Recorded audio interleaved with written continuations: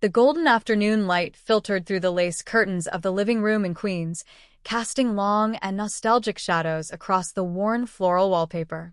Archie sat in his favorite winged chair, his hands resting on the armrests as he let his mind wander back to a simpler time. It was a time when the world seemed to turn with a more predictable rhythm, governed by the brassy melodies of the hit parade and the steady baton of Glenn Miller. He could almost hear the echoes of the trombone playing, a sound that defined a generation. In those days, guys like Archie and his friends felt they had it made.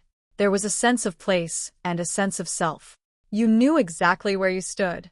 Girls were girls, radiating a quiet grace in their Sunday dresses, and men were men, standing tall with a firm handshake and a clear purpose. There was a yearning in his heart for the return of a leader like Herbert Hoover, a man who represented the solid foundations of a vanished era. Back then, the concept of a welfare state was a distant shadow because everybody understood the dignity of pulling his own weight. Even the memory of how things ran at Los Alamos brought a sense of prideful efficiency to his mind. It was a world that glowed with a small and steady light, possessed of a glamour that did not need to scream to be noticed. The peaceful reverie was broken by the familiar sounds of the kitchen. Edith was humming a tuneless but cheerful melody as she moved between the stove and the table. Archie stood up and stretched his tired limbs, making his way toward the scent of dinner. He called out that he was home, and Edith answered from the kitchen, her voice bright with its usual bird-like enthusiasm. Archie was in a hurry. He checked his watch and noted that the Rangers and Blackhawks game was about to start on the television. He did not want to miss the opening face-off. However, as he looked at the table, his brow furrowed in confusion. He began to count the play settings. 1, 2, 3. His voice rose in a grumble as he asked if they had invited a deadbeat for dinner.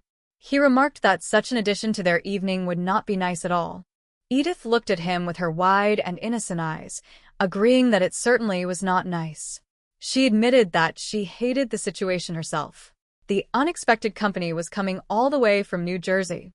Archie let out a heavy sigh, muttering that he would rather see someone arriving from Red China than from Jersey. He asked Edith if she remembered his Aunt Tessie from his father's side of the family. He pictured Tessie with her prominent mustache, a detail that had always stuck in his memory. Edith quickly corrected him, explaining that Elizabeth Arden had taken care of that particular physical trait long ago. But then the confusion deepened. It was not Aunt Tessie who was coming, nor was it Elizabeth Arden. It was Floyd. Archie felt punchy as he tried to follow the tangled web of family relations. Floyd was the stepson of Tessie from her second marriage, which apparently made him a once-removed nephew-in-law to Archie's father and a twice-removed step-cousin-in-law to Archie himself. Beyond the dizzying labels of kinship, Archie wanted to know what on earth Floyd wanted with them. He suspected a request for money, but Edith assured him that Floyd was merely passing through. Archie remained skeptical, noting that Jesse James was always just passing through as well. Edith, ever the empath, began to explain that Floyd had suffered through a very sad life. She started to recount the details, but Archie cut her off. He did not want to know anything about this man's troubles. Just as he spoke, a knock sounded at the door. Floyd entered the house with a weary smile, carrying bags and leading a young girl by the hand. Edith greeted him with an explosion of joy, telling him he was a sight for sore eyes and urging him to put his bags down. She introduced the young girl as Stephanie. Edith was shocked because she had not expected Floyd to bring the child along. Floyd admitted he wanted it to be a surprise. Archie, standing in the corner with his arms crossed, muttered that he knew there would be some kind of surprise involved. Edith marveled at how much Stephanie had grown since she was a baby, noting that growth seemed to be the main thing children did. Floyd met Archie with a casual greeting, and Archie responded with his characteristic bluntness. Edith introduced herself to Stephanie as her Aunt Edith, while Archie was introduced as her Uncle Archie. When Floyd encouraged Stephanie to give her uncle a great big hug and a kiss, Archie waved the suggestion away, telling the child she did not have to do that unless she really wanted to. The air in the room was thick with the awkwardness of long-lost relatives suddenly occupying the same small space.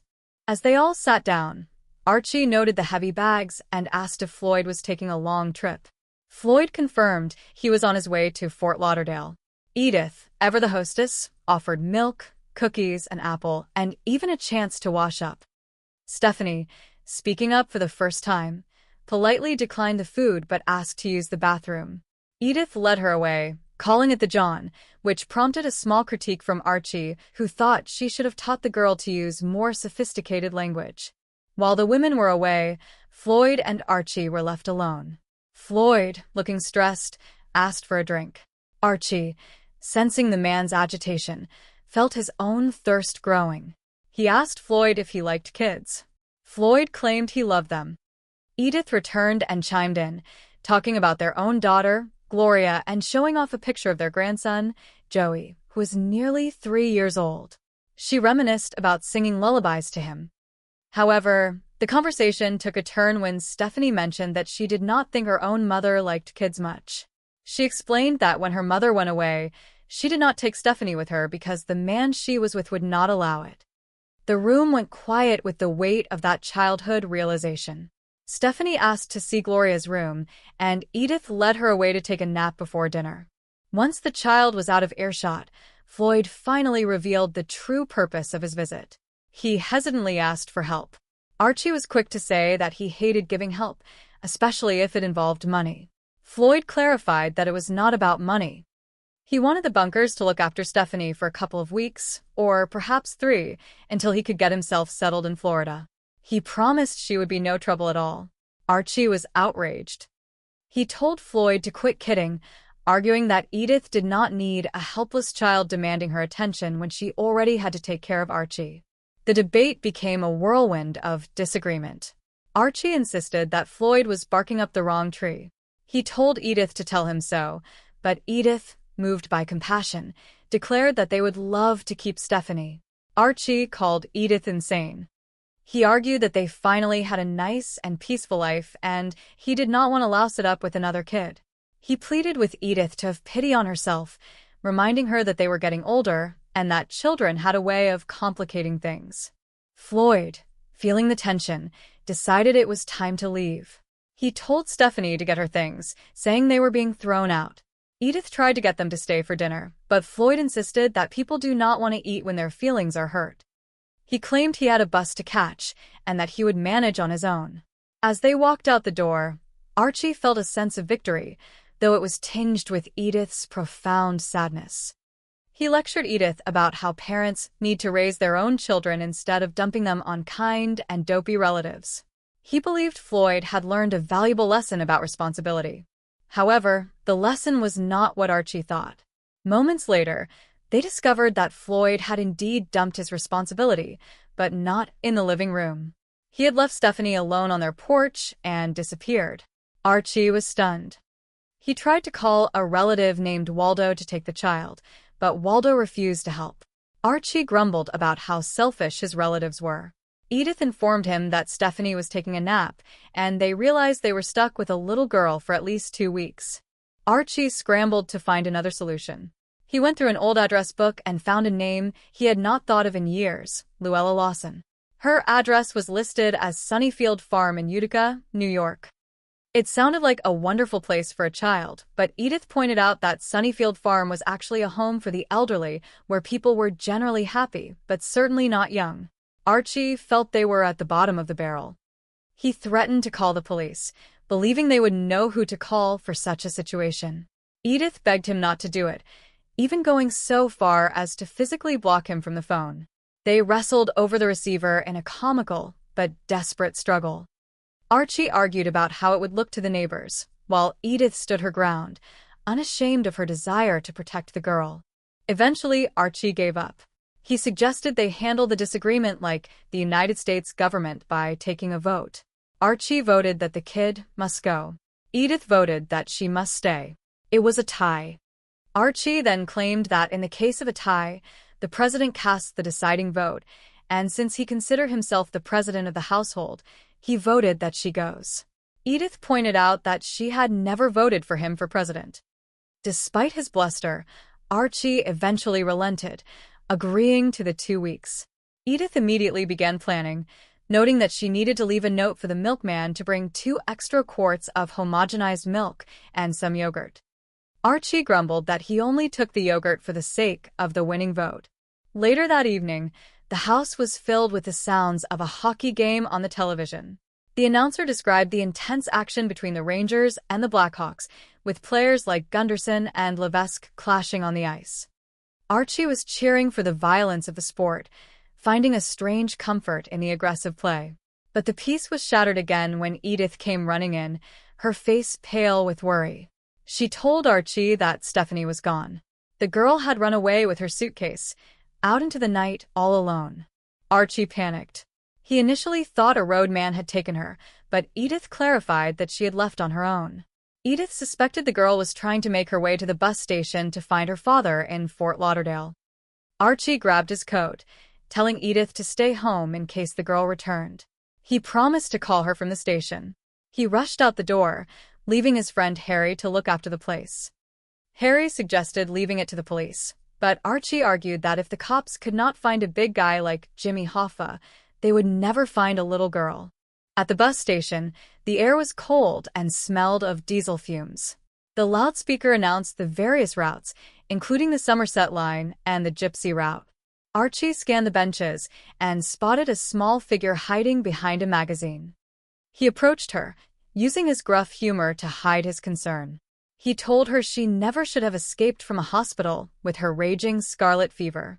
Stephanie looked up, and Archie told her she had no right to run away because it made him look bad. He joked that he could get in big trouble for contributing to the delinquency of a child. Stephanie told him she would not tell on him, but Archie leaned in, whispering that the cops had ways of making people talk, like shining lights in their faces or knocking their dolls around. He painted a dramatic picture of himself going to prison in Dannemora and getting mowed down by the guards. When he asked what Edith would do without a husband, Stephanie bluntly suggested she would just get another one. Archie was taken aback, asking if she thought men like him were so easy to replace. Stephanie revealed that her mother had done exactly that.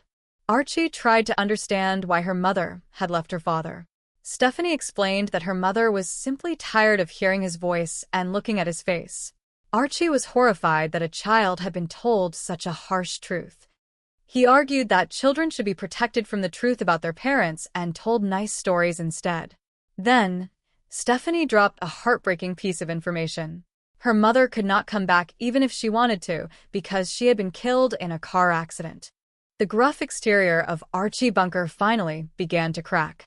He looked at the little girl, who only had $1.85 in her pocket, and realized she was just waiting for someone to notice her and take her to a shelter. He told her she could not take a bus that night. He suggested they find a telephone, call Edith, and go home together. Stephanie asked if he was still mad at her. Archie lied gently, claiming he was never mad and that he had been telling Edith how nice it would be to have a little girl around the house. Stephanie knew it was not true, but she appreciated the gesture. Archie forgave her for eavesdropping and offered to take her for a soda, some chewing gum, and even a new comic book.